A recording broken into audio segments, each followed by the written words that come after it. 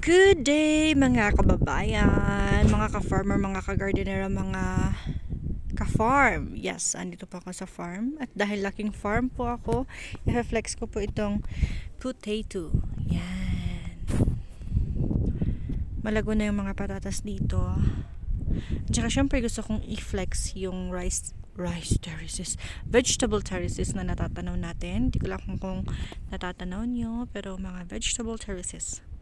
Patunay po na talaga ako ay nandito sa farm. At ito naman po isang gabundok na chicken dung.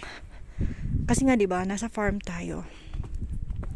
So, I used to flex this, but now I miss the view, and the view is still so amazing.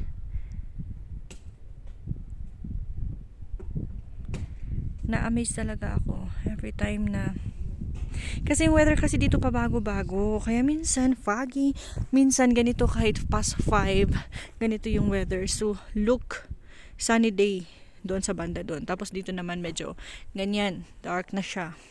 And of course, dahil nandito tayo sa farm ng my farm, magtutour tayo. A quick tour and a simple tour. So, ito naman, just finish na plow. What do we call that? Yung na-cultivate ba? Yan. So, I have children. May mga kasama kong children.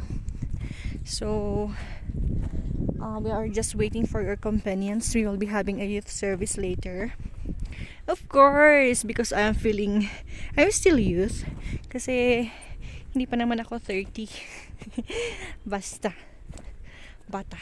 Super young at heart. Okay.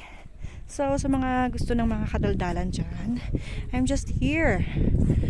So, by the way, I'll just want to educate you with the use of this. Ito po ay, we call this galdong. It's a line na ginagamit namin pang measure sa right na measurement or distance ng yan, yung kama. We call kama, yung plat na yan, yung pahaba na ganyan. So, we measure it like that from there to there, and then ayan, ganyan. At para naman straight ang ating kama, hindi siya kilo-kilo, hindi siya paliko-liko. By the way, ang kilo-kilo is a Kankanai term which means crooked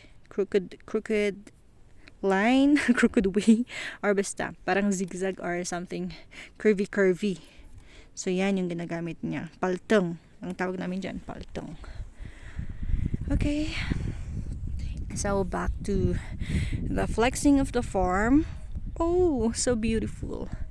Hindi ko alam kung nakukuha ng phone ko yung exact beauty na nakikita ng mata ko. Pero basta, maganda po dito. Dito sa tinatawag na Little Alaska in the Philippines. Madayman. Dito ako sa Madayman, Kibungan, Benguet. Yan, so paulit-ulit ko lang yung sinasabi, no? Madayman, Kibungan, Benguet. Yan, this is dandelion. Yan. Yung finlex ko kanina na patatas, medyo young pa. Ito naman, old na siya. I mean, mas malapit na itong maani kaysa yung isa yung unang na-flex ko. Yan.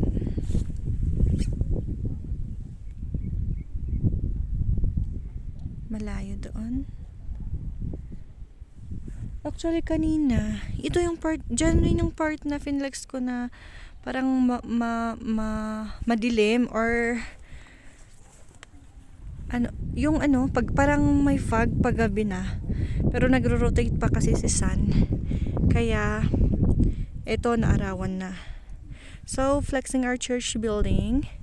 Baka naman sa mga may malawak na na puso dyan at generous hand, yan, ongoing po yung construction ng church building namin.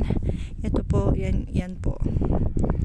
Kung sa mga gustong magbigay, sa mga gustong tumulong, Yan, pwede niyo po akong i-contact para po sa tulong. Yan. Grabe. Alam niyo kung nakatira ka dito talaga, parang everyday, kasi ako naman matagal ako dito 12 years. 12 years? Yes, nearly 12. 9, 10 pala, or 11 years. Mag-11 na ata, or basta parang more than 10 years ako dito. Kaya lagi kong nakikita itong banda dito, itong part na to. Pero lagi pa rin akong naa-amaze sa beauty niya. Kasi talagang ang ganda. Dito lang mo talaga makikita na talagang wow. Ang ganda talaga ng nature. And we have a very, very amazing God na lumikha ng mga tanawin na ito. That's my little boy. Hi. And of course, yung mga pinsans niya. Andun sila. Sila yung mga kasama ko. Mga young people. Young people at heart. Young people.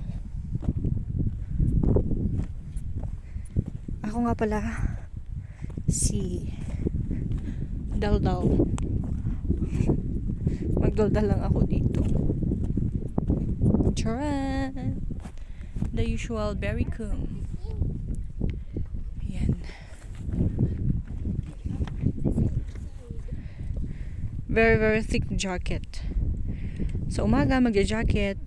And then, pag mga tanghali ganun, or sa tanghali, tatanggalin. Tapos pagbalik sa hapon, magtatrabaho, isusuot na naman. Isusuot. Susuotin na naman. Gagamitin. Ganyan kalamig. Dito, ganyan ang transition ng weather dito. Okay guys, so let's go na to church. Yan yung church building namin. Ongoing po. Baka naman. Ang ganda. Ang ganda. Ay, punta nga ako doon. Libot natin yung diba? Diyan, talagang ako ay laki sa farm. Kahit saang banda at kahit saang sulok. Farm. Farm na farm.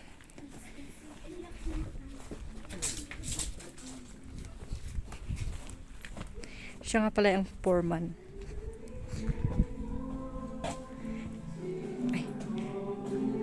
Nagpa-practice sila.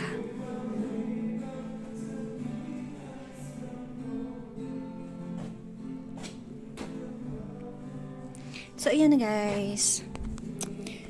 Ayaw ko kasi yung maraming pakat-cut. Kaya, yan, pinlip ko na lang. So, ayan. Thank you for watching.